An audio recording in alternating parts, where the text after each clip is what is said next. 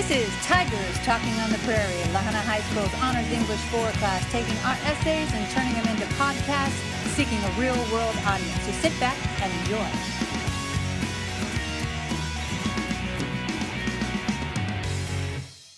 Hi, I'm Reece Roberson. I'm here in Honors English 4, and I'm going to talk to you about the college essay we just wrote in class. My partner today is Colten Williams and Josh Mosher, and they're going to start out by asking me a few questions.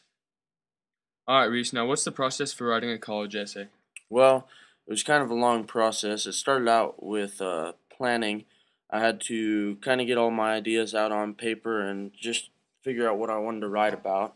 After you figure out what you want to write about, you have to start out by getting that first draft on paper, just kind of getting whatever your thoughts and ideas are out onto the paper, and then you can start the revision process from there and get you a second draft for a peer edit, and then finally you'll get to your final draft and turn that in. Okay. Now next, what was the easiest part about your college essay and why? Oh, probably the easiest part of the college essay was just writing about the topic, because it was a topic that I love and I really have a lot of ideas for the topic, so it wasn't hard to really come up with new things and good things to say. All right, now our final question today is, do you have any last-minute thoughts or comments for the audience?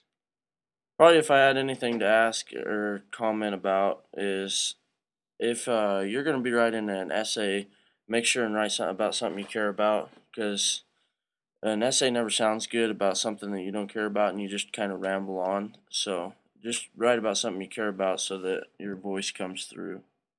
All right, well, thank you for your time. Alright, now I'm going to ask Colten and Josh a few questions. So first, we'll start with Colten. Colten, how did you come up with your topic? That's a good question, Reece. Actually, all I did was I found something that I was really passionate about, and it actually came really easy for me whenever I came to writing it. Okay. So Josh, how do you feel your writing turned out? I think the writing turned out pretty good. We went through a lot of processes to edit it and make the final corrections that we needed in the end. Alright, back to Colten. So Colten, what process in the writing did you struggle with the most? I would say the part I struggled with the most was my first draft, because that's whenever I had to get all my ideas out on the paper, but I didn't know how to phrase them right. Okay. So now that we asked Colten what process was the hardest for him, Josh, why don't you tell us what process seemed to be the easiest for you? Well, I'd say the easiest process for me was probably picking the topic, because that's what I wanted to write about and what I have the most experience off of. That came easy in my mind. All right, now we're going to listen to the final draft from Reece. Hi, my name is Reece Roberson. I'm a senior here at Lahaina High School, and the title to my essay is High School. I can still remember my first day of walking into high school front doors and feeling out of place. Freshman year is always an awkward feeling, not seeing anyone you know and being scared that no one will like you. I have come a long way since that first day of high school. Now when I open up the door, there is basically no one that I don't know. High school has been a very fun time in my life and has helped me to grow into a responsible adult. Throughout high school, I have been involved in many school activities. The two that I was most successful in are football and FBLA. I was a state placer in high school FBLA my freshman and junior year and made it to state my sophomore year. My football was kind of short-lived since I stopped playing for my junior and senior years so that I could concentrate on rodeo. Although rodeo isn't recognized as a school sport, it has always been my favorite. Ever since I was allowed to get on a horse, I have been riding and roping and just trying to keep up. My dad wasn't ever into the whole rodeo idea, but he was a good sport about letting me get into whatever sport I wished. So I started dedicating my life for the love of the sport. Even though my dad didn't rodeo, I never struggled to find help. Rodeo is one of those sports where everyone is more than happy to help you learn anything you need. I have always been wanting to work hard, and for years I would find someone to help me learn the techniques to be better. I started with going to rodeos and feeling like I was never good enough. Then one year, things started clicking for me. From the practice pen to the rodeo arena, I felt I was in the top 5% of the people that were at rodeos. That was a great accomplishment, but it wasn't good enough. There will always be someone out there that is better than you, but that doesn't mean you need to give up or quit. It just means that you will always have competition no matter how good you are.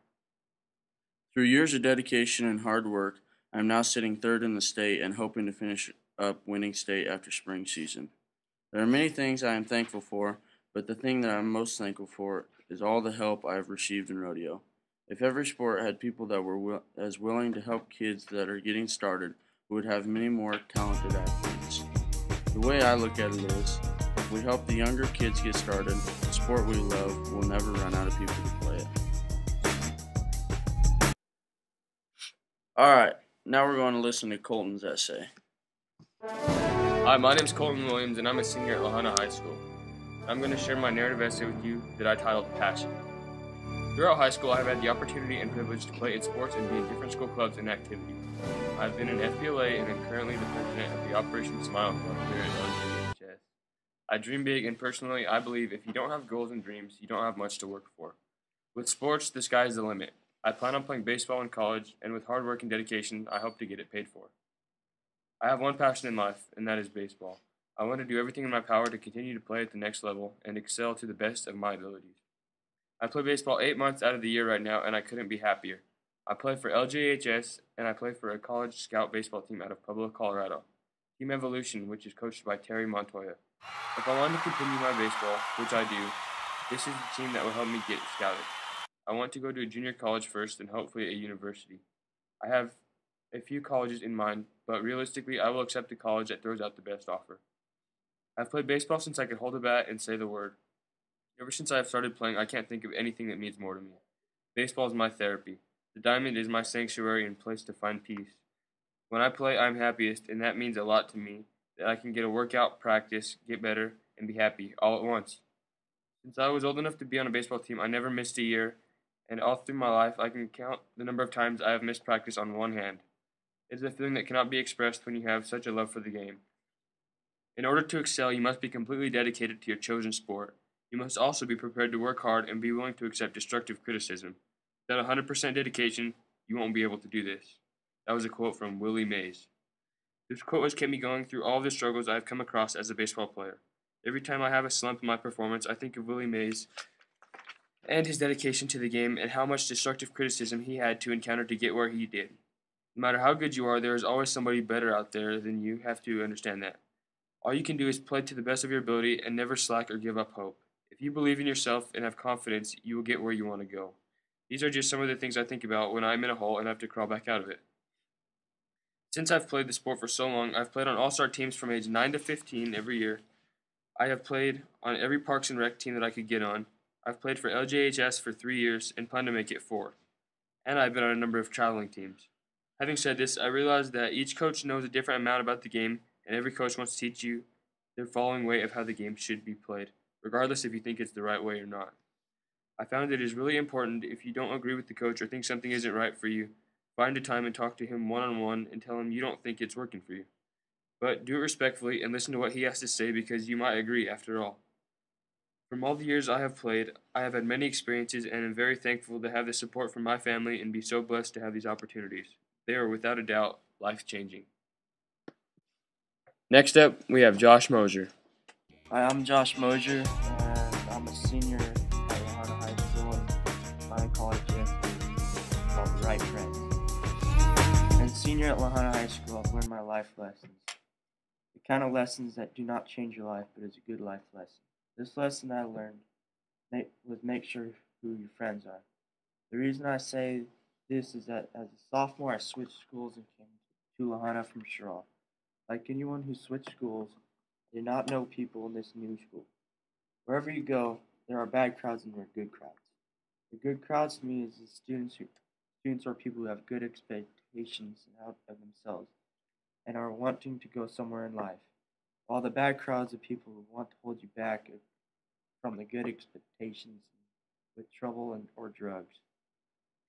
I believe I got into the crowd because I do the extra activities like FBLA, football, basketball, and track, and made friends which are still my best friends today.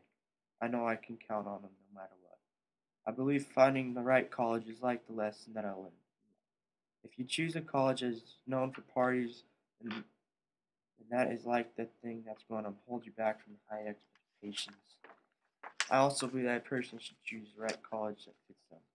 Like me, I lived in a small area all my life working on a farm. Started at a school that only had 13 kids in my class. With this information, I'm looking at colleges not too big. Also, the sports. I'm looking to get a track scholarship for throwing discus.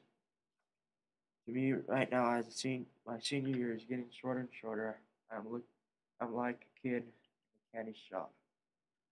The reason I think this is because I have all these choices. As I was writing this letter to to colleges, I'm thinking about some major decisions that I'm going to have to make. The most important decision to me right now is what I'm going to study in college. In that decision, I'm looking towards the business. Ever since I was a kid, I wanted to own my own business. Also, ever since I had experience at running a business. Learning from my dad, who has a custom stacking business, I found out managing skills are needed the most in business like that. The skills I learned over the years just from watching my dad. In the ranching house taught me money making side of business. 4 years of investing in it.